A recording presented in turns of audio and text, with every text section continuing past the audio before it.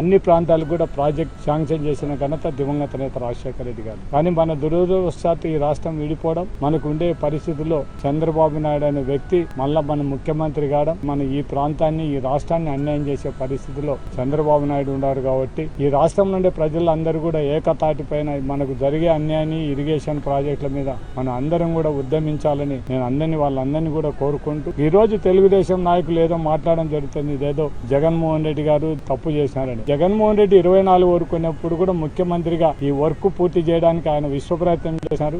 మీరు ఈ రాష్ట్రానికి ఈ ప్రాంతానికి అన్యాయం చేసే విధంగా మీరు ట్రిబ్యునల్లో కేసు వేయించిన మీరు నాయకులు మీరు మాట్లాడితే ఏ విధంగా ఉంటుందో మీరందరూ కూడా ఒకసారి ఆలోచించండి. ఖచ్చితంగా మీకు ఈ రాష్ట్ర ప్రజలు దాంతోపాటు ఈ ప్రాంత ప్రజలు కూడా మీరు గుణపాఠం చెప్పే పరిస్థితి వస్తుంది. ముఖ్యంగా ఈ తెలుగుదేశం నాయకులు మొత్తం వీళ్ళందరినీ కూడా కోరేది ఒకటే, మీలో ఈ రాయలసీమ వాసులుగా ఉండి ఈ రాయలసీమకి ఈ విధంగా అన్యాయం జరుగుతుంటే మీరు ఏం చేస్తున్నారు అనేది కూడా ఆ నాయకులను అడగడం జరుగుతుంది. ఈ రోజు ఎందుకు నోరెత్తలేని పరిస్థితులు ఉన్నారు ఒక్క నాయకుడు, ఆ నాయకుడు ఆలోచించాల్సిన అవసరం ఉంది. ఎవరు వచ్చినా కూడా ఏ పార్టీ నాయకులు కూడా ముందుకు వచ్చినా ఈ ప్రాజెక్టుల మీద వాళ్ళతో మేము సహకరించడానికి సిద్ధంగా ఉన్నాం. ఖచ్చితంగా ప్రజలతో ప్రజా ఉద్యమాలు తీసుకొని వచ్చి మన హక్కును మనం సాధించుకోవడానికి మనం ఎవరు కూడా వెనకాడొద్దని మాత్రం విజ్ఞప్తి చేస్తూ, 2024లో ఓడిపోవడం ఒక విధంగా ఈ ప్రాంతానికి ఈ రాష్ట్రానికి అయితే కూడా ఇరిగేషన్ ప్రాజెక్ట్ అన్ని కూడా అన్యాయం జరిగే పరిస్థితి. చంద్రబాబు నాయుడు మన వాళ్ళందరినీ కూడా ద్రోహం చేసే పరిస్థితులు ఉన్నారు. కాబట్టి ఈ రాష్ట్ర ప్రజలందరూ కూడా తెలుసుకోవాలని విజ్ఞప్తి చేస్తున్నాం.